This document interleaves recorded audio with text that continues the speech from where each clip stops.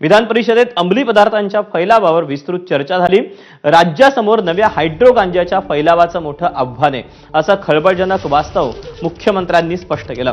Drugs mafia नवीन जिचकरनं ऑस्ट्रेलियात hydro गांजाची निर्मिती केली असं त्यांनी सभागृहाला सांगितलं। ऑस्ट्रेलियात बेट खरेदी करून हायड्रो गांजाची निर्मिती केली जाते।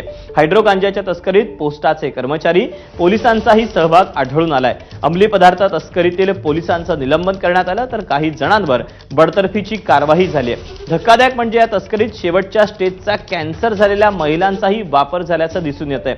अखेरच्या स्टेजच्या कॅन्सर रुग्णांवर कारवाई करता येत नाही, त्यामुळे त्यांचा वापर केला गेल्याचं दिसतंय। केवळ तस्कर नाही तर पुढील लिंक शोधणंही अनिवार्य असल्याचं फडणवीस म्हणाले।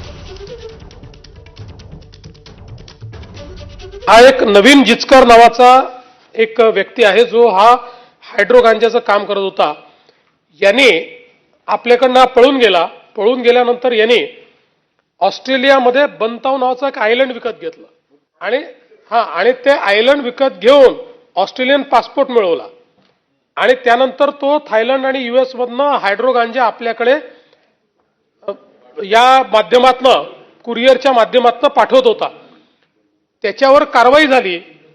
पोलिसांनी कारवाई केल्यानंतर असं लक्षात आलं त्यांनी पाठवलेला जो काही गांजा होता, हायड्रो जे काही होतं ते पोस्टने त्यांनी पाठवलं। त्यात पोस्टाचे लोक सापडले, ते अरेस्ट आपण केले। त्यांनी पैसे घेतले, त्यांनी क्लिअरन्स दिला। मग कस्टमच्या लोकांनीही पैसे घेऊन क्लिअरन्स दिला, तेही सापडले, त्यांनाही अरेस्ट केलं। आणि त्यांना अरेस्ट केल्यानंतर असं लक्षात आलं की आपले 2 पोलीस हे त्याच्यामध्ये सामील आहेत, त्यांना आता बडतर्फ आपण केलं। त्यामुळे आपल्या लोकांनी आणि एवढं सगळं करून नवीन जिचकरला तिथे जाऊन पकडून आपल्या पोलिसांनी आणलं।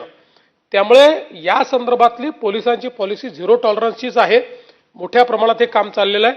5 दिवसापूर्वी इंटेलिजन्सच्या आधारावर 2 इंडोनेशियन नागरिकांना या ठिकाणी पकडण्यात आलं आणि त्यांच्या माध्यमातून जवळपास 21 किलो हायड्रो गांजा म्हणजे 21,55,00,000 रुपये किमतीचा हा अटक करण्यात आलेला आहे। ही मंडळी अटकेत जातात, बाहेर येतात, 4 महिन्यांनी पुन्हा तोच व्यवसाय सुरू करतात आणि म्हणूनच आता या अधिवेशनामध्ये आम्ही एक अमेंडमेंट आणतो आहोत आणि त्या अमेंडमेंटच्या आधारावर अशा प्रकारचा जो काही गुन्हा आहे त्याच्यामध्ये केवळ NDPS नाही तर मकोकाच्या अंतर्गत त्यांना अटक करण्याचा निर्णय आपण केलेला आहे।